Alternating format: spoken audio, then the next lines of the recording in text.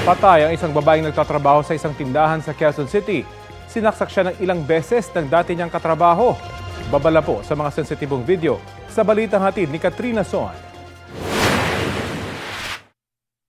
Alas 9 ng gabi noong May 3, nakuna ng CCTV ang krimen sa tindahang ito sa kanto ng Tandang Sora at Quirino Highway sa Quezon City. Isang lalaking nakakap ang makikitang kinaladkad papasok ng kusina ang isang babaeng nagpupumiglas. Yumuko ang lalaki habang nakasalampak sa sahig ang babae. Maya-maya, may hawak ng itim na bag ang lalaki na tila inagaw niya mula sa biktima. Itinago ng lalaki ang bag sa kanyang damit.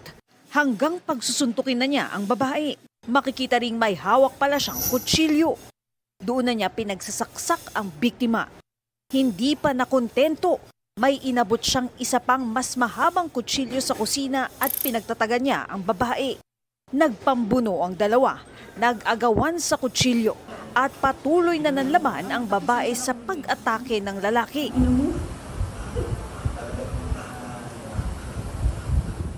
Saglit na tumakbo palayo ang lalaki at humabol ang babaeng hawak na ang mahabang patalim pero patuloy silang nagpambuno.